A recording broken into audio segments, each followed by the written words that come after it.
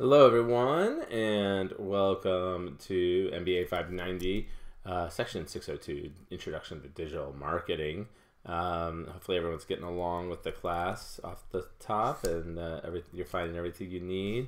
Last week, we talked a lot about what all the materials were and the structure of the class and everything like that. This week, I'm just going to kind of talk a little bit more about some of the questions I've been getting. I'm going to talk about the augmented reality reading, so hopefully all of you have read over that. And then I'll also answer any questions you might have as we go along. Let me pull up the actual YouTube page so that I can see if anybody's asking questions live. Okay. So let me pull up. I changed my password recently, so I got to log in again. Okay. But yeah, that's the basic plan. So hopefully you're catching this, and it's got all the information you have. Again, as always, feel free to email me or send me tweets or whatever you want, however you want to best communicate with me beforehand if you have any questions. And you're always welcome to join us at youtube.com/BillRand/live Tuesday nights at 5 p.m. If you want to ask questions live during the chat. Okay. Okay. So let's start out by talking about a couple of questions I've gotten in the last week by email. There were some questions about, when our assignments due, right? And specifically, about like when are the top hat assignments due and things like that. Generally the way it is on Top Hat, there is actually an assigned date for each assignment that where afterwards you won't be able to contribute. For most of them, for the readings, I usually just send it to the end of the semester. For something like the course introduction one, where you're introducing yourself, it's not very useful after like the first month. So I set the assigned deadline to that month. Now, so that basically means there are no deadlines for a lot of those kind of mini little things, right? And there's no deadlines for when you watch the videos. They'll always be up there, et cetera, et cetera. The only thing there are deadlines for is the group project and the 2 individual take-home exams, right? And those deadlines should be set. I did notice at one point, I think they were set for 2018. I think I've updated all of them, so they're set to 2019. So you should be able to get those deadlines directly from them, right? Another person was looking for a video from me about the augmented reality reading ahead of time. And because of the way those readings are, and because I'd rather have you have a chance to take a look at it and kind of work on it on your own, I don't post those ahead of time, right? Instead, I tend to talk about them a little bit during the actual office hours that follow it. So if I assigned the reading last week, right, then I'll talk about it this week. So like, for instance, this week I'm assigning blockchain. So I'll talk about that next Tuesday during office hours, right? Last week I assigned augmented reality, so I'll talk about that one. In some cases, I'll have a lot to say about it, right? In some cases, I won't have very much. It all depends upon the particular reading and how the discussion is going around it, right? I had someone who asked about whether they needed to know how to program, because there's obviously some parts of this course that talk about showing prototype content, things like that. The answer to that is simply no. I don't assume that you know anything about HTML or website design or anything like that. I'll teach you some in this course, and not enough to become a proficient HTML coder, but I'll teach you a little bit so you have some basic idea about it. And if you look, all the things where you need to know how to be able to like create content, right? Those are all part of the group project. So hopefully someone in your group has some experience with that. And even if no one in your group does, I'll show you enough that you can pass the course, right? That you can do what you need to do to complete that part of the group project. Okay. I've had several questions about group sizes, speaking of which. I would love the team groups to be right at around 5 people, but if you can't do that, if you have 6 people in your group or 4 people in your group, that's fine. Don't worry. I don't really want them getting up to like 7 or 8. I find that doesn't work really well. So if you have that many people, I'm gonna try and suggest you split the group apart, right? So around 6 is really the max capacity. I'd love for the groups to be right around 5 if possible at all. Okay. People are starting to think about what companies to work for, or work with, and I had a couple of questions about that. My experience has been that the most important thing is that you have a good connection with the company.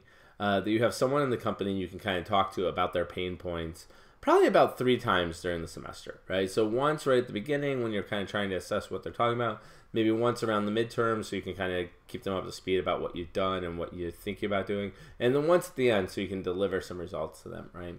And that's a good scenario, right? If ideally you'd have even more contact than that, but with 3 touch points, I think you'll probably do pretty well. Now the scope of the company, do they have to be like an international brand or whatever, right? Honestly, a lot of really good projects have come out with people just working with like an ice cream store in the Triangle, right? Or, a mom and pop shop that they really like down the street, right? So those are fine. If you're working with a really large brand, I would suggest maybe not trying to tackle their entire internet marketing strategy or digital marketing strategy, but rather carve off part of it. So for instance, I had a student who had a job offer from McCormick Spices in Baltimore. And so she actually did a project that was focused on getting McCormick Spices to be better adopted by college students, right? So it's a McCormick Spice digital marketing campaign focused at college students, right? And that was kind of worked really well because even though McCormick Spice is a very large brand with a lot of things they could be talking about, this was kind of focused. So most important thing is make sure you have a good connection with the company, someone you can go back to a couple times. As promised, I don't quite have all the companies together. I do have 2 or 3 companies now that are interested in working with various students. Next office hours, I'm going to talk through those companies. So I'll have that material available for you on next Tuesday. I want to present them all at once, and there's a couple of details I'm still trying to work out. I may have mentioned this in the previous office hour, but I can't have everyone working with these companies. If all the teams decide to work with one company, that's going to be a problem. These companies have basically committed to, basically working with 1 or 2 teams, right? And so it's kind of going to be a little bit of whoever asks to work with the company first is the one who's going to get the opportunity, right? And so I don't want to. So don't just assume that you can work with one of the companies that I talk about next week, okay? I would highly recommend that if you have a company that you have a contact with, right, that's always, in some ways, a better option, right? Because someone who you personally know or you have a personal relationship with, it's usually going to be a stronger field than even the ones I suggest. Right? Okay. So those are all the major questions that I got asked during the week. Let me kind of go back and view this on the watch page. If you have any additional questions, let me know. That would be fantastic. So let me talk. It doesn't seem like there's any questions that have come in right now. Let me talk a little bit about the augmented reality reading. To do that, I gotta turn on some buttons. So give me a split second here as I work my way through this.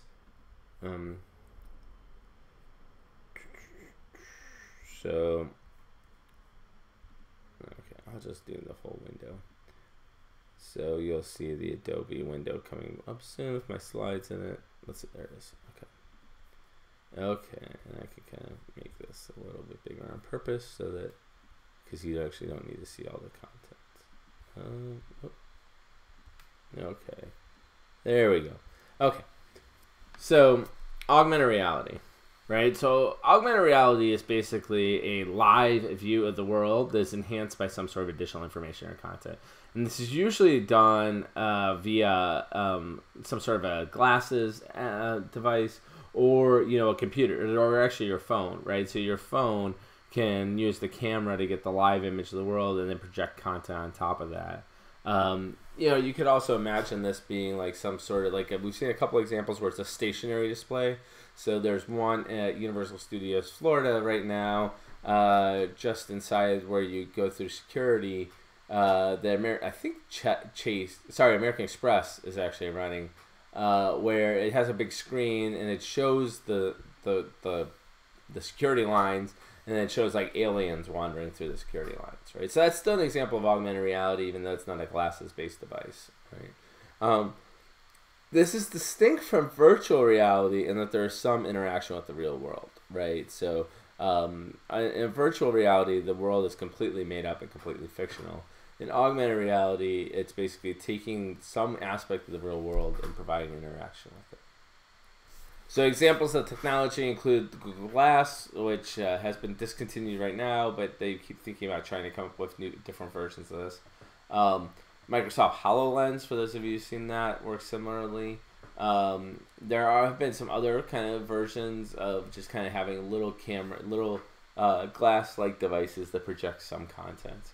And then, of course, you can also just use it directly from your phone. So Pokemon Go, right, was probably the most classic example of augmented reality, where you would kind of show this image. It still exists. Show this image, and it would show Pokemon around the world that you can then go and capture. So how can augmented reality be used in a marketing context? Well, there seems to me that there are two clear AR uses, right, in the marketing context. One is the information content enhancing use. So this is the idea that the AR basically device provides additional information as a consumer moves through the environment. So this could be either based upon a focal brand or based upon a lot of brands, right? So in the context of a focal brand, one example would be one example that came up in my offline class today would be, what if Walmart had a thing where you could put in your allergies for food products, and then as you move through the Walmart store, it would tell you which food products were allergy safe or not, right? Like that would be a great example of using AR for a focal brand. Alternatively, the AR device could be providing information about multiple brands. So, for instance, you could imagine a platform-like tool like Yelp, for instance, that provide you with a way to show all of the reviews for a group of restaurants that you're looking at, right, in one space. Another marketing context is product interaction, right? This is examples where the devices give the consumers the ability to virtually interact with the product. So, for instance, I think in the Wall Street Journal article, there was a mention of this mirror that would allow you to try and close, right? There's some makeup ones that allow you to see how a makeup would look on your face before you put it on. Wayfarer has one that allows you to kind of test a piece of furniture in a room, right, beforehand. And one that came up today is there's one called M Taylor that's like it takes your measurements. It's kind of an augmented reality device in that it basically uses your camera's phone to take all your measurements and provide that information.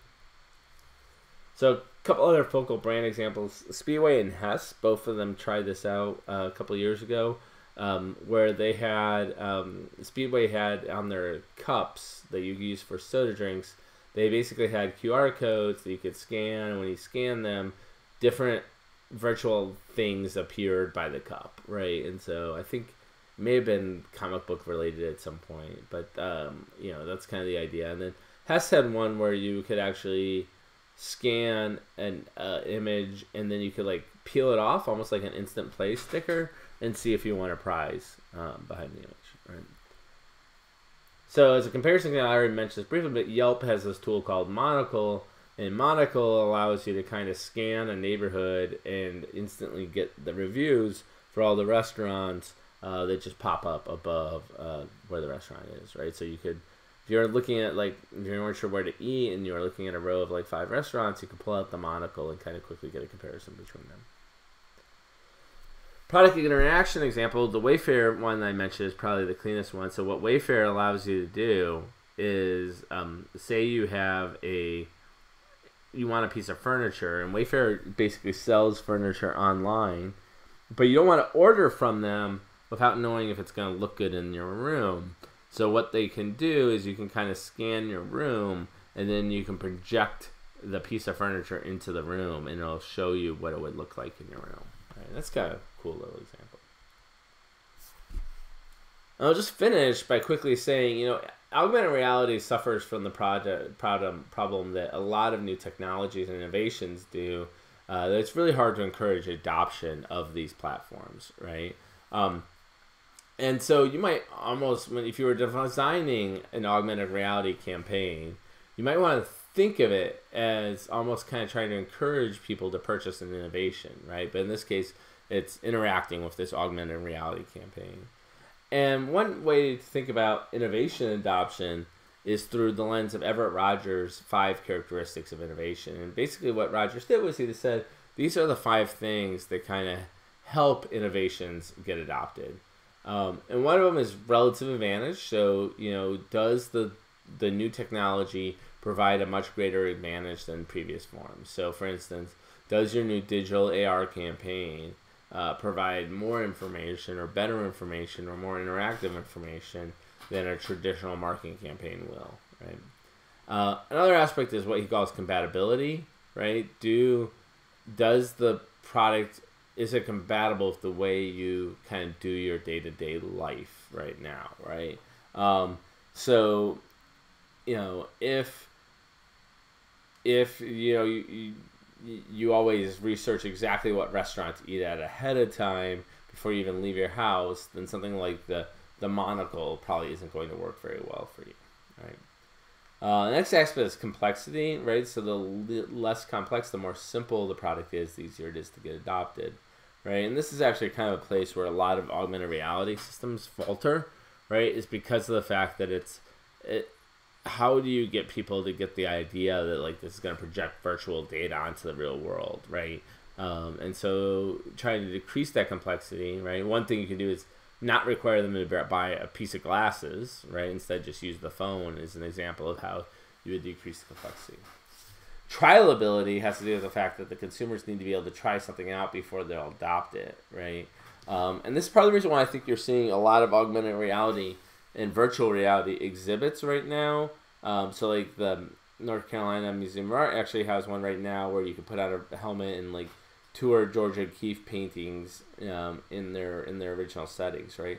And by providing these VR devices and augmented reality devices to organizations, companies are trying to encourage trialability. They're trying to encourage people to try them out so that it's easier for them to sell them later on. And finally, observability, right? So people need to be able to see other people using that technology, right?